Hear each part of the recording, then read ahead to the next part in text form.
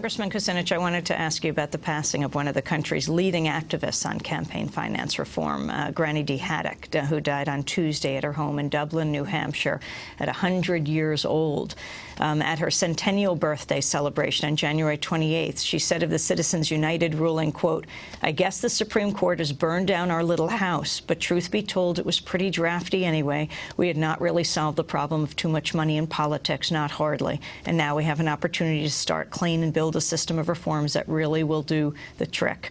Congressmember Kucinich, your thoughts on Granny D as we wrap up? Oh, what a sweetheart Granny D was. I had a chance to get to know her in my travels both to New Hampshire and as she walked across the country. What an amazing woman who lived her life with great passion and commitment to the highest principles of our country. Her commitment to seeing real campaign finance reform has really been a central part of a movement that tells us we have to change the way we finance elections in order to reclaim our government. She understood that, and she proved and sent a message to everyone that no matter what your age happens to be, you can continue to make a real and a powerful contribution, and so her memory will long live on for those of us who really know that campaign finance reform is central to reclaiming our government. Congressman Kucinich, I want to thank you very much for being with us. This is Democracy Now! Juan? Well, we want to turn now to Granny D in her own words. Born in Laconia, New Hampshire in 1910, Doris Granny D. Haddock became one of the leading fighters for campaign finance reform in this country. On January 1st, 1999, just shy of her 90th birthday, Granny D began a walk across the country to promote campaign finance reform. She walked 3,200 miles, 10 miles each day for 14 months, finishing her march in Washington, D.C. She's widely credited for galvanizing the public support that helped pass the McCain-Feingold Campaign Finance Reform Act of 2002. In 2004, when the presumed Democratic nominee for the U.S. Senate from New Hampshire dropped out of the race just days before the filing deadline, Granny D decided to jump into the fray against the Republican incumbent, Senator Judd Gregg. She captured 34% of the vote, but lost the race. Well, in recent years, Granny D founded a group that pushed the New Hampshire state legislature to create the Citizen-Funded Election Task Force. She was also working on a new book, My Bohemian Century, which is expected to be published this spring. Granny D died at her home in Dublin, New Hampshire on Tuesday at 100. A public memorial will be held Sunday at 2 at the Dublin Community Church. I had the chance to interview Granny D in August of 2004 in the midst of her campaign for the U.S. Senate against Judd Gregg. She was 94 years old at the time. She came into our Firehouse studio and I began by asking her why she decided to run for the Senate. Well, I was out on a 23,000-mile trip trying to get the vote out. Only 50% of the people are voting, and we were doing the swing states and trying to talk to single women, and because that's one of the big blobs that are not voting, and also African American. And we have been out since October, and we got a little tired and decided to go back to Dublin for an R&R.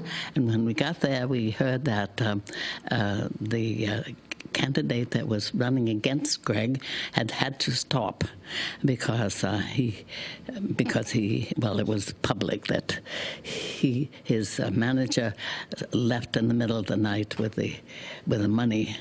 And so he had to retire from it. And we had until 5:30 that evening to decide whether or not we would consider running.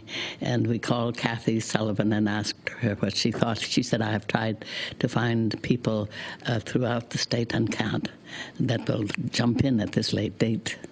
And I said, "Well, I hate to see him going without any competition at all." And did you think it might be possible for me to do it? And she said, "Yes, go." And so I did. And so now you're running for Senate. You have been a long critic of campaigns in this country. You walked the country for campaign finance reform. Right. So how are you doing it? Well, it's taken a while to get a start together, but I feel I'm in very good shape now. I have 3 people from Kucinich's campaign. I have Joe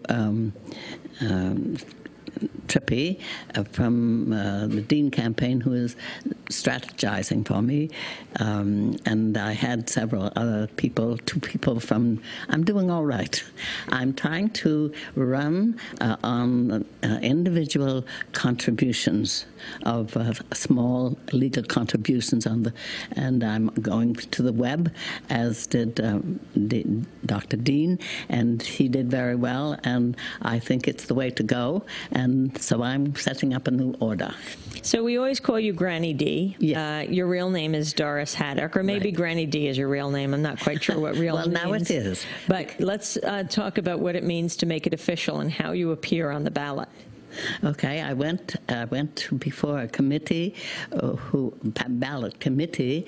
There were 5 of us, and 3 of them were given permission because they said their name was a derivation of their own name, and I said so was mine because my name is Doris, and they call me Granny D, and that's the way I was known throughout the country, and I was going to need funds from everywhere, and I needed.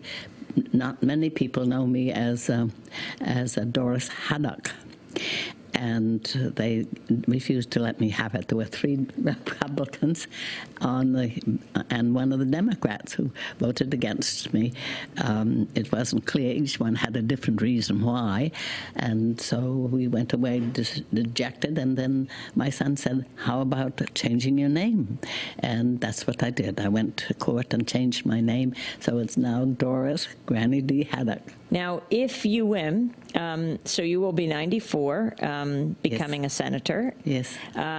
It wouldn't, and talk about your record and your candidate's record, and do you think age should play a part in people's considerations? I mean, do you think that people should vote for you because you have more years of experience? Yes, as Chick Colony in Harrisville said, you are an adult advocate. Not that wasn't advocate, but it was an adult leader.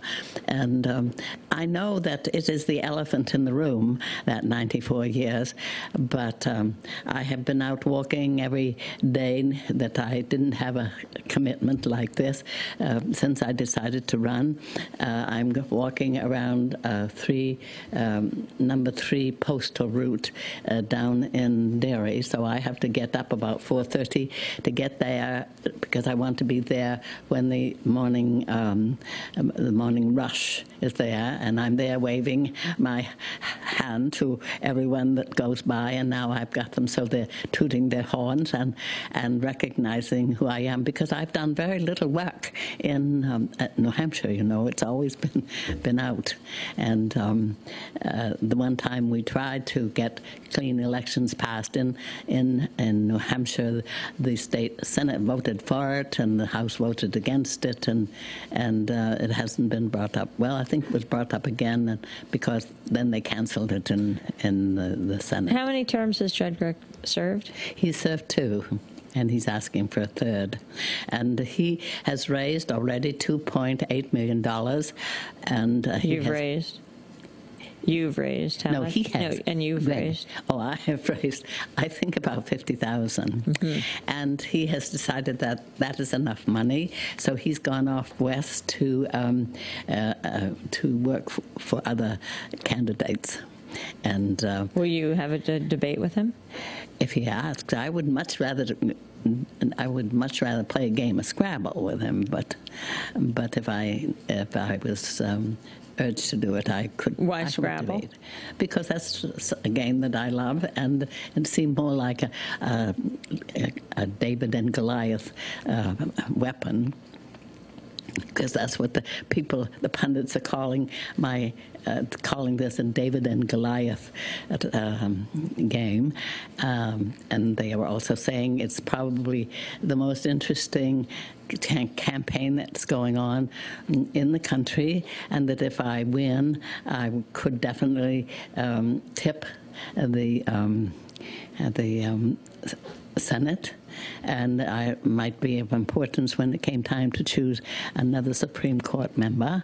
And so a lot of people are rooting for me. What are your primary issues that you're campaigning around? Well, I'm campaigning on all the issues that everyone else has. Of course, my main interest is campaign finance reform, and until we get public funding in this country, we will be in the mess that we're in today. There is no other way to save our democracy and no other way to keep it a democracy except through public funding. But I care about the fact that we are the only civilized nation in the world that doesn't have national health.